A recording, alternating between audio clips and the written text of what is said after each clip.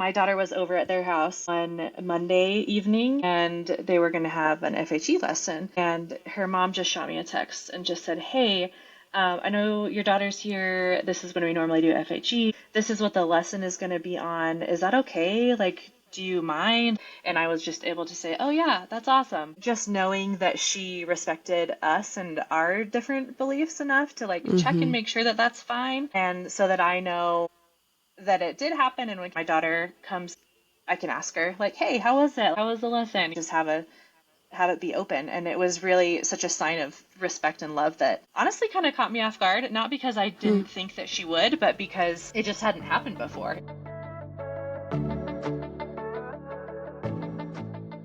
Why I Stay family, welcome back for a listen in episode. I'm Lynzi Clyde, and today we have with me Brittany Barlow. Brittany, welcome to the podcast. Hello. Hi. I'm happy to be here. We are happy to have you. All right, guys. So the listen in episodes, if you are barely brand new to what we're doing here, it's a limited series where I bring former members of the Church of Jesus Christ of Latter-day Saints onto the podcast to just hear their experience about leaving. I think one of the biggest deficits in my efforts to love my neighbor is the bandwidth, the patience, the open-heartedness that needs to come when somebody has like extremely different experiences than I do or different views about things than I do. And I think that comes a lot because I haven't had a lot of experiences to be able to talk to people who are different from me. And before my life, I probably wasn't ready. I'm at a place now where my goal is to become a better Christ-like listener. And so many of these amazing people reached out, and we've got just a few of them on for these 8 episodes. And Brittany is one of them today. You are number 5, Brittany. You're our number 5, lucky number 5. Awesome. I don't know if anybody ever says lucky number 5, but I'm grateful to have you here. Before we start this episode, I always love to start with a theme or a thought, a scripture, or something from General Conference, just to kind of set the tone of the episode and what we're trying to do here. And today is from actually President Nelson's October 2024 talk, which is "The Lord Jesus Christ will come again." He says, "Come unto Christ and offer your whole soul to him. This is the secret to a life of joy." And from a believing Latter-day Saints perspective, when other people around us leave the church or have faith crises, it can feel really heavy. It can feel really hard. But this is just an opportunity to lean even more heavily into our Lord Jesus Christ. Offer him our whole soul, even the pieces of it that are grieving and are breaking because of the choices that other people have made that we don't agree with. We can lean into Jesus Christ, and that will open up space for love where we might have been afraid or angry or sad. And maybe we still have those feelings, but when we turn to Jesus Christ in them, he can sanctify those and refine the relationship that we're hoping to have with our loved ones. Okay, let's do some rapid fire get to know you questions, and then we'll dig into your experience in leaving the Church of Jesus Christ. Are you ready for this? Yes, I am. Okay. All right. Brittany, how old are you? I'm 32. Do you have any nicknames? Sometimes I go by Britt, but usually just Brittany. What state do you live in? I'm in Utah. What's your favorite food? Breadsticks, Alfredo. Yum. Standard Olive Garden Italian fare. Yes, exactly. Yes, give it to me. Okay. What is your current hobby? Right now, I'm really into reading and all things books, talking about books, collecting books, reading books. I remember when I was little, I used to have, I would go to the library and get like a stack of books as big as I could in the summertime and just read that, stay in my room all day long and just read through the stack. I love reading as well. So. No, same. Amazing. I went to the library today and got a whole stack. Yes. What is a controversial opinion that you hold? Like everybody loves Crocs, but you hate them. A controversial opinion. This one I had a hard time coming up with. That's all right. A controversial opinion of mine is probably that summer is the worst season. So controversial. I know. This is even harder for me to hear than the rest of your story, I think. That's so funny. No, Just kidding. Fall and winter. I'm a fall and winter baby. I was born in July, but I should have been October, November. Right in the smack dab of the dreary... No, fall. I love fall. I love spring. Summer, yeah, okay. Summer is okay, but winter just hurts sometimes. I grew up in Arizona, so I love maybe it. that's why I want some sun, but okay, I'll And I let you grew have up in it. the Pacific. I grew up in the Pacific Northwest near Seattle, so maybe Interesting. that's why. Interesting. All right, so tell me, what is your biggest dream? My biggest dream right now, I really want to have my own business, work remotely, and live or at least travel, extended travel to Europe. There's a few countries in Europe that I would love to live in or at least stay in for at least a several month period. I feel you on that. That sounds amazing. Just to kind of be like a local, right? Because you don't Yes, get that feel when you're just trying to hit all of the tourist sites. So cool. exactly. I'm rooting for you. Thank you. Your last exploratory question is, what is something about you now that is the same as it was when you were in high school? I feel like I'm a totally different person. But one thing that has stayed pretty consistent is I'm terrible at makeup. I Your I makeup looks don't. great right now. What are you Oh, talking I'm not. about? I'm wearing lip gloss and a little bit of mascara, but I used to try so hard to like perfect the shadow eye, and in the early 2000s, all the popular styles, and I could not. It was terrible. And they've changed, and I feel like they've gotten a little bit easier, but every time I try, I get all the things, and I can't do it. And I don't do anything but mascara anymore. But of Well, you look fantastic. So, no course. worries, no worries. All right, this moves us into our discussion question. So, let's start at the very beginning. The first question is, what is your background in the church? Did you grow up in the church? Were your family active, not active, converts, etc.? Yeah, so I did grow up in the church. My mother and father are both converts. But they converted long before I was born. Me and my siblings were born and raised us in the church. We were active essentially my whole childhood. There was like a year or two where when I was a child that I don't really remember when we weren't going as often. I was full in all throughout my starting around age 10 and until I left home. So yeah, and my parent, well, at least my mom and my stepdad continue to be members and are very involved, and yeah, and we grew up that way, doing all of the things, all of the camps, all the young women's, all the callings, all of that. And then the next question I've kind of snuck in here, and I didn't give it to you beforehand, but what Hmm. is your belief system now? Where are you at now in your And beliefs? yeah, Yeah, go ahead, answer that. yeah, right now I'm sitting pretty comfortably in I don't really know exactly space. Which is kind of where I'm at. If you have to give it a label, I would say agnostic. Hmm. I don't really claim to know that there is any kind of higher power or being in charge or group of beings in charge, but I don't really claim that there isn't. I kind of just follow, for my own spirituality, follow what feels comfortable to me and what feels good in the moment and kind of speaks to my soul and spirit. And that kind of leads us a little bit. Maybe I should have reordered these, but where do you currently fall on the LDS spectrum? Yeah, so I am completely out. Removed my records in 2020, I believe. I left, or I had a belief change in 2019, and then in 2020 removed my records. Yeah, completely out at this point. Okay, so yeah, that leads us into the next one is when did you start having a faith transition? Where were you at the time? What was going on, and what did it feel like? Yeah, so I was a stay-at-home mother. I had two kids. I was primary president at the time in our ward here in Utah. Essentially, I was going through a really transformative period. I had had just some things happen in my life that kind of I don't know, it kind of woke me up from that idea that I know everything.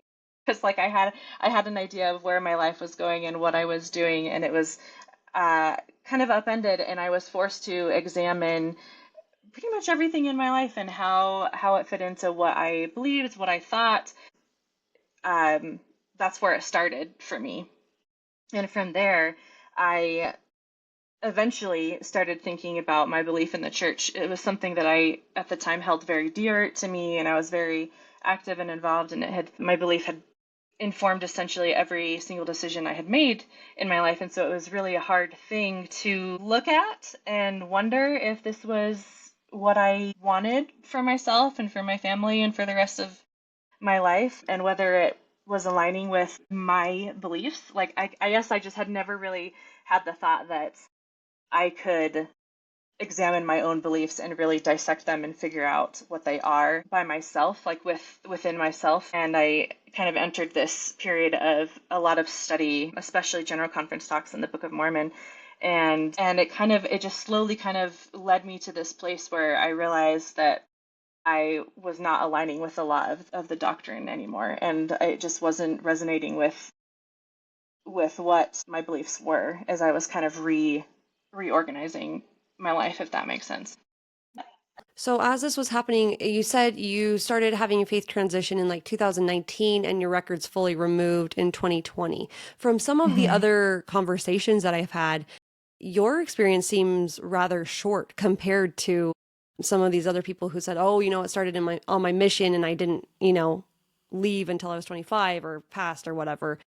Yeah. How did it feel like in that time? Did it feel like it was slowly coming, or did it feel like all at once, like a sudden, "Oh my gosh, my world is completely changed"? How did that feel for you? That's kind of a hard question to answer because it was a little bit of both for me. I feel like I had thoughts and questions and things that I had just kind of set aside, and I would tell myself like it'll make sense later, and I don't it doesn't have to make sense right now, and it'll, even if I don't get an answer until I die, until I'm in the next life, then, and that's okay because my faith is strong enough to hold that. And I think it just got to the point where there were so many of those things that I had set aside that it was becoming harder to ignore.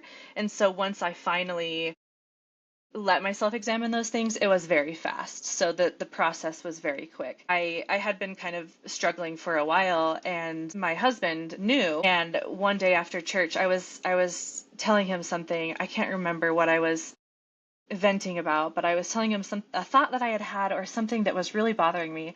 And that would happen most Sundays. I would have such a hard time at church. We were walking to the car after church, and as I was telling him about this, and he just said, Brittany, you don't have to go to church all the time. Like, if it's bothering you, just stay home. Read your scriptures. The study that you like to do with the General Conference talks, I would always bind every General Conference. I don't think it's called the Ensign anymore, is it? The Yeah, it's Leahona. actually still yeah. No, no, you're right. It's called the Leahona. Okay. So, but when they came out with all of the conference docs, I would like bind it and I would study it and I would write, and it was really intense. And he was like, "You can do that. You find comfort in that. So don't come to church. Like, if it's stressing you out this much, just don't come." And that was kind of the very first time that anybody, even myself, had given me permission to kind of like take a step back and realize and just kind of stop ignoring the things that I had been setting aside for so long. So after he said that, it was just a couple of months. It was just I don't know that I went back to church, I think once, maybe twice after that, after he told me that. But the belief had changed very fast at that time. And it was really difficult too, even though it was really fast and it felt like, even though it was very fast, it was still, I still had so much of that feeling of nothing makes sense anymore. Like, my whole life, my whole plan, my whole idea of what it means to be me, what it means to be a daughter of God, and my whole identity just shattered at that point. And it was, even though it was very quick and that deconstruction happened very fast, it was very what is that word? Disorienting. Yeah. Disorienting. And it took me quite a few years to not feel so disoriented, honestly. So, where was your husband at during this, and like where is he at now? Is he still in and you're out, or you're both out? How did that work? Yeah, so he was completely in when I was transitioning out of the church. He didn't know a lot about a lot of it. I didn't talk about it very openly for until I was pretty much all the way out of the church, because um I didn't want to influence him, and I didn't want to influence anyone else, and I didn't want to be influenced. Like, I wanted to figure it out with my own self and my own access to God, like my through prayer, through my own feelings. And so I didn't really talk about it very much. And so he didn't really know until that Sunday. He told me, you don't really have to come, like if it's bothering you this much. And he was still active and believing, and he would take the kids every Sunday because they like to go to primary, and excuse me, and he wanted to take them. And so it was 8 or so months later that he had his own deconstruction, largely completely separate and for completely different reasons than I did. And it was a very separated process, but we did both end up in a space where we realized that we wanted to leave. Okay, thank you. So, what was it like telling your family? You said your mom and your stepdad are still active members, is that correct? Yes, yeah. Yeah, so what was it like telling them? You said you kept it really personal, even from your husband a Hmm. little bit. What was it like telling the rest of your family and friends?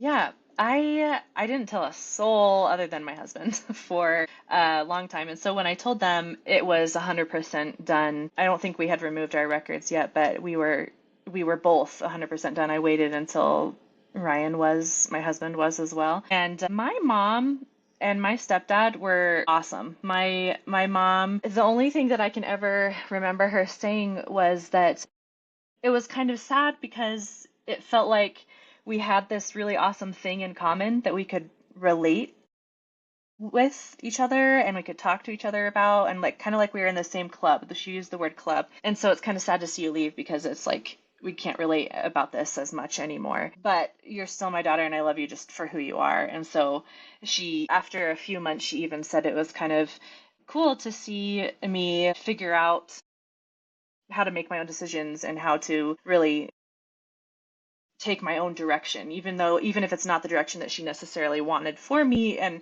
even if she doesn't agree or understand, she made that comment. And so that meant a lot to me at the time. Yeah, I'm sure. I mean, I Yeah. feel like that is a really, unique situation and how more people probably should react because what I'm learning from these episodes that I'm doing is that like we have to make sure as members, we have to make sure that our actions have the consequence. Like we have to think of the consequence in mind first, like the positive consequence, right? Like we want people to feel loved. We want them to be a part of the family. We want them to be a part of the club. But what I'm realizing is that when we swoop in and try to tell people that like, no, no, no, like, have you read this? Have you done this? Like maybe you didn't do this right. That doesn't have the intended, like the same consequence we would like it to have. It doesn't make them feel loved like we want them to feel loved. It doesn't make them more like faithful like that we would like them to be. And so I think Hmm. hearing your mom's response is just wow, like good for her. I think that probably I don't know her personality, but for me it would have taken a lot of courage to be able to admit those things and say that, which is kind of stupid for me to admit. But like when you're in it, when you're Hmm. in the middle of this and it feels so eternal, Hmm. these things are happening, it's really hard to like take a step back and breathe and recognize like the good things that are happening, even if they're not all like the way we would have wanted them to work out. Yeah, exactly. No, that makes sense. We had a very different experience with the other side of my family, and so we did it kind of ran the gamut of that type of experience. So I understand that. And I mean, what advice would you give to like a family member who's still active, like, and has somebody they love, or a family member who is leaving or has left? Like, what advice would you give in that scenario? Yeah, I would probably advise just to love the person that you love. Love them for who they are, not for who you wish they were. That's been the number one thing positive, like especially with my relationship with my mom and my stepdad and a few of my friends who are still members of the church. When they realize like, okay, we can have a lot more in common than just our religious beliefs, and I can still love you for all of so many other things. There's so many other reasons that I love you and want to be in relationship with you. And I think that's such a good way to approach really any kind of relationship, but especially one when there is such a um, disparity in, or such a difference in religious beliefs. And maybe even making those connections before, you know what I mean? Like Hmm. as believing members, whether or not we have a loved one going through a faith transition, just to examine the way we interact with our friends and family and think like, okay, if this were to change between us, like what would we have left? And just go to work at strengthening those things. I mean, that never occurred to me. Well, I guess I did hear one time that like, strengthen the bonds with your kids, in all the different areas of like playing games together or watching movies or, hikes or whatever it is, like make connections on a lot of different levels so that if one thing falls through, you've still got a lot of touch points. And that kind of seems like what you and your mom have, which is really special. Hmm. Yeah, no, I agree. Okay, so did anyone in your ward know what you were going through? And if they did, what did they do or not do? And were you happy about that? No, there was not anybody, nobody in my ward knew. It wasn't, it kind of started when I was primary president and I was released from that calling and I think I didn't have anything for a little while and then I was put in nursery and that's where I was when I actually left and stopped attending. And it was an interesting experience because I had sat in on ward councils and we had discussions about families or individuals in the ward who were struggling and and which can be such an amazing tool and it can be such a good thing. But it was interesting when I realized that I was the subject of of the meeting that week because I had had zero when I stopped attending, even though I had been very active and involved. When I stopped attending, nobody said a word. Like nobody was, wondered where I was or came by or sent a text or anything. But then after it was a Monday, I received, I think, three different calls and emails and or calls and texts from people who I knew were in leadership positions. And I was like, oh, I finally came up in I ward was in council. ward council yesterday. Yep. Yeah. Yep. Yeah. And so I just kind of took it, for what it was that they're trying to, this is their way of showing love and it was a little bit I would have liked for it to be a little bit sooner to be I feel like it would have felt a little bit more authentic if it had come before that. But I mean, otherwise, I it really wasn't a terrible experience with members of the ward. There was just nothing, and then there was that little spurt of texts and calls, and that was it. So how long was that since the time when you stopped going to those text messages? Like how long of a period of time was that, would you say? It's been a while. I want to say it was several months. It was at least 3 months. Mm-hmm. Yeah, I think that feels right. Because I was I just, surprised. I was like, it's been a while, yeah, and I'm there every Sunday, and now all of a sudden I'm not. But it's yeah, so hard it to was a keep while. track of people in nursery. But yes, yeah, for sure. It's a little sneaky black hole of church stuff, I Yeah. feel like. Okay, but I mean, I feel like thank you for being so gracious about that. I can't imagine. It must, yeah. I don't know. It's just so hard. You just never know what people want. You know what I mean? Like, and unless I think we're just so afraid of asking, like, hey, are you okay? Are you not coming anymore? Like, we don't want them to be offended that we offend them by not reaching out. Not to say that you were offended, right? But like, Hmm. I would No, love yeah. to be able to know how to do that better, right? Because this is not going to be something that's done. Like, it's going to keep cropping up. And how can we, as members and in leadership positions, better keep up with people so that Yeah. it's not just all of a sudden. You know what I mean? Yeah. I think a lot of it, the key would be to what you said earlier about establishing those relationships and those touch points and those bonds in and have it not just be rooted in church, because I Right. would have a good time every time I went on Sundays. I had friends and we would talk and I always had someone to sit with and I didn't feel left out, but there was almost no relationship beyond that.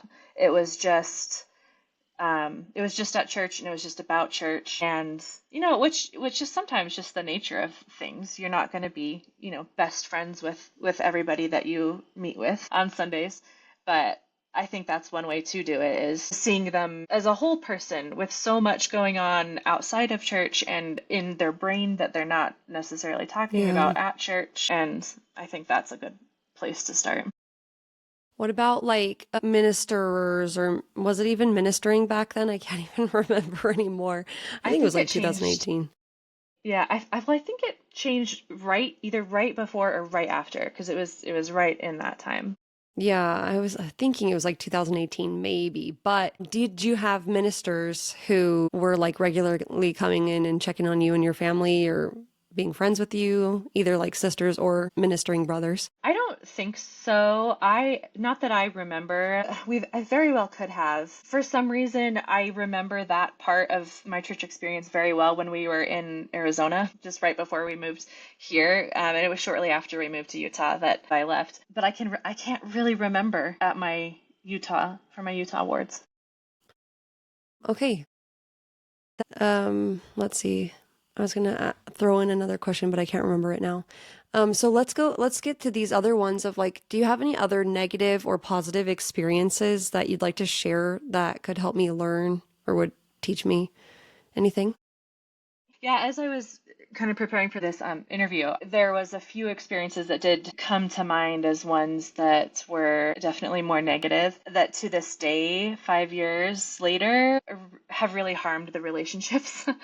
One thing, when we told our families that we had left the church, we did it exclusively either in person or over Zoom for people that were outside of the country and serving missions. And when we told a couple of members of my husband's family, so my in-laws, it was very much treated as a moral failing that we might be able to come back from if we did enough. And they gave us the instructions on how to do it and how to like fix this problem, kind of instead of approaching it as obviously this is a really hard thing for you guys and like how can we love you and support you through it. It was kind of more calls to repentance and read this talk and listen to this and why didn't you come to us sooner and how are you going to raise your children with morals and values without the church, and statements like that that were really difficult to navigate and honestly just did a lot of harm to the relationship, and to this day it's just has not been the same.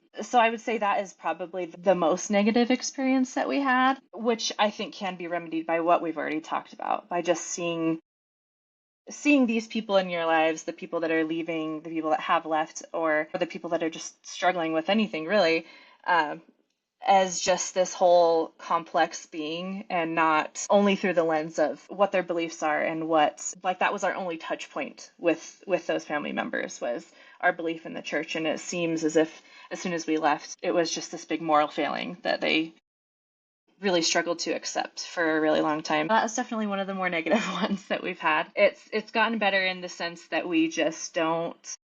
It's become one of those subjects that we just can't really talk about, which is really unfortunate because it kind of has closed the doors on having a lot of different kind of conversations, a lot of conversations that might be able to bring us closer, which is ultimately what we would really like. And the reason why we told our family members in person was because uh, that side of the family, my husband's side of the family especially, is very involved in the church, and we get together all the time for FHE, for baptisms, for all kinds of church and like gospel related events and topics and everything. And that's probably 95% of the time that we do get together. It was revolving around something with the church, and so we felt like it was really important to say yes, we are leaving. We are leaving the organization, but we're not leaving our family, and we really want to have a relationship with you guys. We really want to remain close.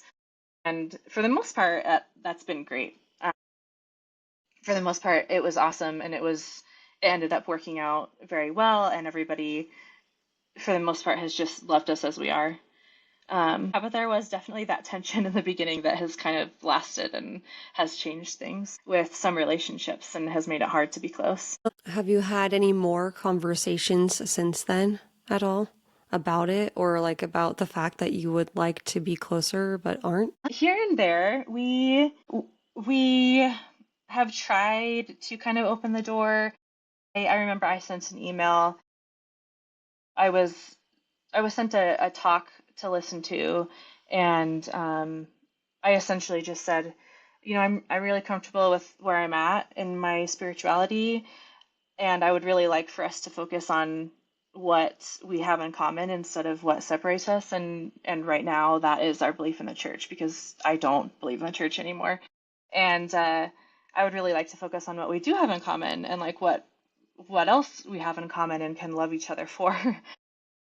And that just went completely ignored. And since then, we haven't really had very many discussions about really anything of substance. My husband has tried a little bit harder. He's sent a little more emails. I don't know if you know what Marco Polo is. We video chat back and forth, and especially a couple of years ago. But it's kind of dulled to this a very surface level kind of interactions, and it's just kind of stayed there. So not really. I mean, we have tried here and there, but there's some disconnect somewhere, and we can't quite figure out how to bridge that gap, and just how to bridge the gap. Somebody brought up in the YouTube comments, or actually it's been brought up multiple times, just about like how much grief there is that each side has to go through. Yeah. And it's hard when two parties are grieving at the same time, because as we learn, as I've been learning over these last few years, just from different experts and psychologists and people going through really difficult things, is that it's not a linear pattern, where Hmm. like you might be at a point where you're ready to like bridge some gaps, and the other person might like be at a totally different place. And it's like it's really complicated when it comes to families, where like it should be the most important thing is like your relationship, where most of your energy Hmm. should be going to try and like help repair. But when you're navigating two separate paths of grief, I just, yeah, I don't know. That sounds so difficult and hard for Hmm. you, especially trying to reach out and not getting the validation, or, at least the acknowledgement of like, thanks, this is really hard for me right now, or, something like that. Hmm. So, Yeah. Yeah. No, absolutely. And that makes sense, especially when it comes to the grief, because yeah, because like I know my brother left the church when I was 15, and I remember watching my mom go through those emotions, and I remember having my own emotions and being so sad, like so not only concerned for him, and but also thinking about our eternal family and my relationship with him, and how that's going to work now. And so yeah, I definitely understand that grief. And I feel like this is an area too where there's also some uncertainty too, like what is it gonna look like, and um yeah, so I understand that. It is really hard when both parties are grieving, because that grief, and then the grief, like I mentioned earlier, of me feeling like I lost my entire roadmap and my yeah. whole vision for my life just shattered. And there's a lot of grief in that as well. Yeah. It's interesting because this is my episode number 5, and I know we're kind of getting to the end, but this is my episode number 5, and it's interesting to like to look at myself and to reflect on like my own what I'm feeling, and what place I'm in as I'm listening to everybody's stories. Hmm. And like some days I'm like, yeah, it's all right. Like I'm going to listen to them. I'm going to feel great. And actually, like, I'll be honest with you, like today I just feel sad. Like with not, Hmm. and I don't even know you. Like I literally have never laid eyes on you until today. And it's just a little bit heavier for me today. And that's nothing about you. And it's nothing about your story or anything in particular. It's just like, I think we really need to give ourselves and other people grace, because day by day, we take things differently. Like we receive things differently. And, we can't ever perfectly time our outreaches and are trying to bridge those things. And, I had no idea coming into this episode that I would feel heavier today. But Hmm. what I can do is like acknowledge where I'm at and still say like, I'm going to be here anyway. right? Like, I want to be here and give my best to this episode and my best to you, Brittany, anyway, even though I'm feeling sad. And it's okay.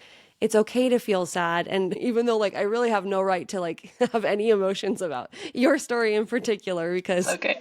you are your own person and all of these things. But I just wanted to say that. I don't know why. I just felt like I should say, like, we're all in different stages. And even the way that we receive things is just going to change and be different. So give a lot of grace and just really, open your heart up and lean into that, because I think that's the only thing that we can do in this situation. Yeah, absolutely agree with all of that. Okay, so is there anything that we didn't get to that I didn't ask a question about, but you wanted to share before we move to your hope statement? Yeah, I'm trying to think. I don't think so. I did have one really awesome experience that I don't know if you'll be able to slide it in anywhere, but Yeah, definitely.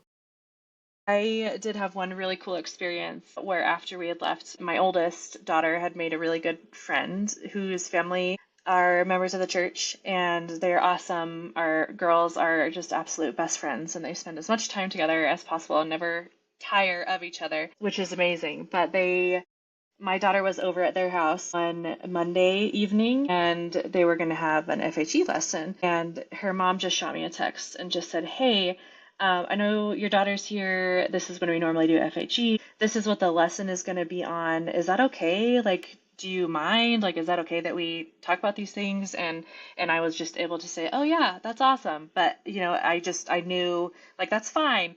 But then just knowing that she respected us and our different beliefs enough to like check and make sure that that's fine. And so that I know that it did happen. And when my daughter comes, I can ask her like, hey, how was it? Like, how was the lesson? And just have it be open. And it was really such a sign of respect and love that honestly kind of caught me off guard, not because I didn't think that she would, but because it just hadn't happened before. It was just a new experience. We were only probably 2 years out of the church at that point, and it's such a hard thing to navigate for everybody, for just for everybody involved. And so yeah, it was really cool to receive that text from her and just like double checking as a parent, is this okay? And that was really cool. Yeah.